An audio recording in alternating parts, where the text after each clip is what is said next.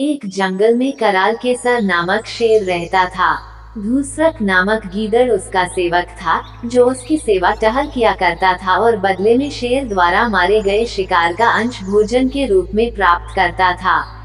एक बार शेर का हाथी से सामना हो गया। दोनों अपने गर्भ में चूर थे। बात बढ़ी और युद्ध तक पहुंच गई। दोनों में युद्ध हुआ, जिसमें हाथी शेर पर हावी रहा। उसने शेर को सूंड से पकड़कर उठाया और धरती पर पटक दिया। शेर के शरीर की कई हड्डियां टूट गई। शेर बुरी तरह चोटिल हो चुका था। ऐसे में शिकार पर जाना उसके लिए दुष्कर था। वह दिन भर एक स्थान बैठा रहता।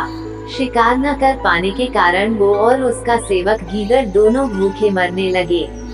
एक दिन शेर गीदड़ से बोला, यदि इसी तरह चला तो वह दिन दूर नहीं जब हमारे प्राण पखेरु उड़ जाएंगे। इस समस्या का कुछ न कुछ समाधान निकालना पड़ेगा। वनराज, क्या करें? आप तो शिकार पर जा नहीं सकते। मैं ठहरा आपका सेवक, मैं तो आप पर निर्भर हूँ। गीदड़ ने उत्तर दिया, इस स्थिति में मेरा शिकार पर जाना संभव नहीं, लेकिन यदि कोई जानवर मेरे निकट आ गए तो अब भी मुझ में इतनी शक्ति है कि अपने पंजे के एक वार से उसके प्राण हर सकता हूँ। तुम किसी जानवर को बहला फुसलाकर मुझ तक ले आओ। मैं उसे मार डालूंगा और फिर हम दोनों छककर उसका मांस खाएंगे। शेर बोला। गीदड़ को शेर की बात जंच गई और वह शिकार की खोज में निकल पड़ा। चलते चलते वह एक गांव में पहुंचा। वहां उसने एक खेत में लंबाकर्ण नामक गधे को चरते हुए देखा। उसे देख वह सोचने लगा कि इस गधे को किसी तरह शेर के पास ले जाऊं तो कई दिनों के भोजन की व्यवस्था हो जाएगी। वो गधे के पास गया और स्वर में मिठास भरकर बोला, अरे मित्र, क्या हाल बना रखा है? पहले कितने हृष्ट पुष्ट हुआ करते थे, इतने दुबले पतले कैसे हो गए? लगता है धोबी कुछ ज्यादा ही काम ले रहा है। गीदड़ ने गधे की दुखती रग पर हाथ रख दिया था। गधा दुखी स्वर में बोला, सही समझे मित्र, मैं बड़ा दुखी हूँ। धोबी मुझसे आवश्यकता से अधिक काम लेता है और कुछ गलती हो जाने पर खूब पीटता है। ऊपर से खाने को भी कुछ भी देता। इधर उधर चलकर कर किसी तरह मैं अपनी भूख शांत करता हूँ, इसलिए मेरा ऐसा हाल हो गया है। गीदड़ ने मौके की नजाकत समझ ली और कहने लगा, मैं तुम्हारा दुख समझ सकता हूँ मित्र। वैसे तुम चाहो तो मैं तुम्हें एक ऐसे स्थान पर ले जा सकता हूँ जहाँ हरी घास का विशाल मैदान है। तुम वहाँ जी भर कर घास खा सकते हो।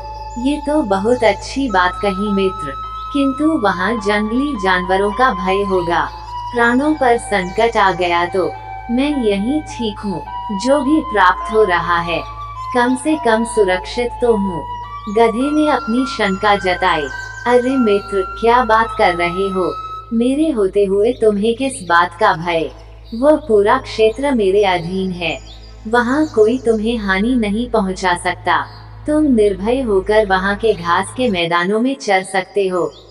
और एक बात तो मैं तुम्हें बताना ही भूल गया, वहाँ 3 गर्दभ कन्याएं भी रहती हैं, जो अपने लिए वर की खोज में हैं।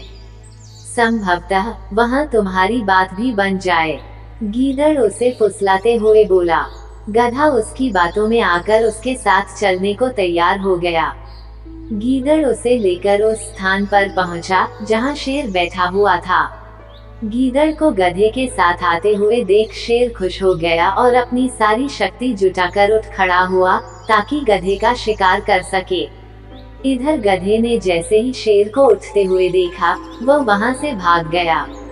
शेर में इतनी शक्ति ही नहीं थी कि वो उसका पीछा कर सके। गीदड़ को शेर पर बहुत क्रोध आया कि हाथ में आया शिकार उसने यूं ही जाने दिया। वह बोला, वनराज, अब मुझे समझ में आया कि हाथी ने आपको युद्ध में पटकनी कैसे दी। आप में तो गधे का शिकार करने का भी सामर्थ्य नहीं है। हाथी तो फिर अति बलवान था। शेर लज्जित होकर बोला, क्या करूं? मैं झपट्टा मारता, उसके पहले ही वह भाग गया। मेरे पंजे का एक बार भी लग जाता तो वह बचकर नहीं जा पाता। तुम उसे किसी तरह एक बार फिर ले आओ। अब की बार मैं उसे दबोच ही लूंगा। उसे दोबारा लाना बहुत कठिन है, फिर भी मैं यत्न करूंगा, किंतु इस बार वह आए तो बच के जाने ना पाए। गीदड़ बोला। फिर वो गधे की तलाश में निकला पड़ा। कुछ दूर जाने पर उसने देखा कि गधा एक पेड़ के नीचे सुस्ता रहा है। वो उसे पास गया और बोला, क्या हुआ मित्र, तुम वहाँ से क्यों भाग आए? अच्छी बात कर रहे हो तुम मुझे किस भयानक जीव के पास ले गए थे, जो मुझे देखते साथ मेरे पीछे भागा था। आज तो मुझे मौत सामने दिखाई पड़ रही थी। पूरा जोर लगाकर भागा ना होता तो अभी तुमसे बात ना कर रहा होता। गधा हौंकते हुए बोला। गीदड़ ने फिर से अपना पासा फेंका। अरे तुमने ध्यान नहीं दिया, वो एक गर्दभी कन्या थी। तुम्हें देख वो उतावली हो गई और तुम्हारे पास आने लगी, किंतु तुम तो ऐसे भागे कि नजरों से ओझल ही हो गए। अब वो तुमसे पुनः मिलने की आस में बैठी है। मुझे तुम्हें लाने के लिए भेजा है। वो तुमसे मिलना चाहती थी। कदाचित वो तुम्हारे प्रेम में पड़ गई है। तुम्हें भी उससे मिलना चाहिए। उसे इस तरह सताना उचित नहीं। गधा फिर गीदड़ की बातों में आ गया और उसके साथ फिर जंगल की ओर चल पड़ा। शेर वहाँ घात लगाए बैठा था। इस बार उसने गलती नहीं की। जैसे ही गधा उसके निकट आया, उसके अपने पंजे का शक्तिशाली वार किया और गधे के प्राण हर लिए। गीदड़ और शेर के भोजन का प्रबंध हो चुका था। दोनों बहुत खुश थे। शेर गीदड़ से बोला, मैं नदी में स्नान कर आता हूँ, तुम तब तक इसकी निगरानी करो। गीदड़ गधे के शव की निगरानी करने लगा। शेर नदी की ओर चला गया।